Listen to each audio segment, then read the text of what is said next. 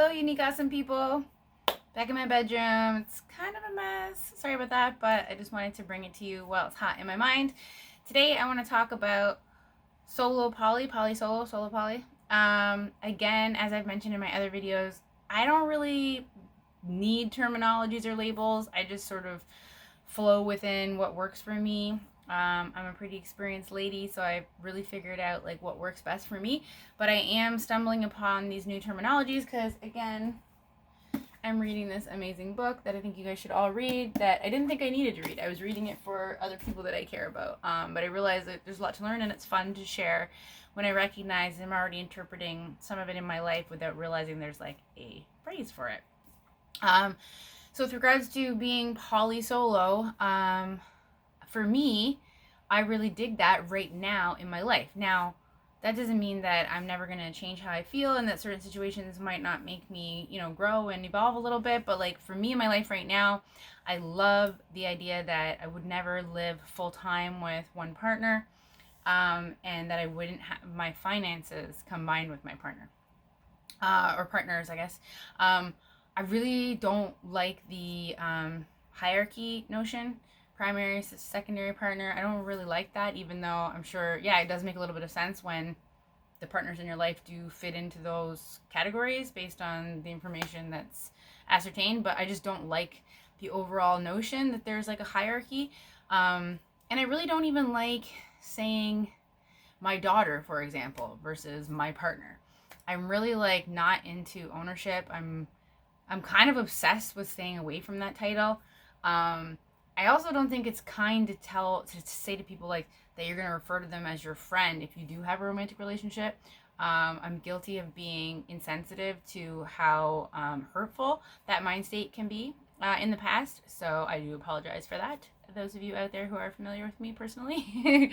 But it's just the struggle that I've always had where I'm just trying to identify as an individual. So much so that like I have a fear, probably from past traumas, of being pulled into a relationship that sort of like binds my whole epitome and turns my reality permanently into our day to day rather than my day to day. Now, I don't mean that in a selfish way. I'm actually a very, very loyal, committed partner. But I just don't want my whole world to become us. For me personally, I like the feeling of my world and my reality, my future, with people who I care for deeply being a part of my future. Hopefully forever. For me, I'm not really interested in spontaneous, romantic adventures. Unless I already have something established with that person. I really want to build deep-rooted, long-lasting friendships that after a long period of time, when I'm very certain about who somebody is and if their core values match my core values, I then want to take it to a romantic space. And then once I do, like, I still would like that person to be a very dear friend for all my life and hopefully a romantic partner as well. I feel like once you start blending your finances and planning your living arrangements with one person solely, it just becomes very confining and isolating and restricting, even if you're living a polyamorous lifestyle.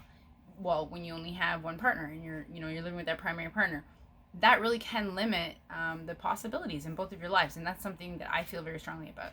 So I would commit to a close relationship. I would love to live in a group relationship, and at that point I probably like would move in and consider merging finances and everything else. But up until I form those types of relationships that could make sense with one another, I really like the idea of solo poly, and it just wasn't a word that I knew about up until very recently. But when I look up the meaning of it, a lot of it is representing like where I'm coming from. Now that's because of my own personal journeys, experiences, traumas, beautiful experiences, the way the world has led me to view things. And so that's what works for me. That doesn't mean that that's the best way to do things.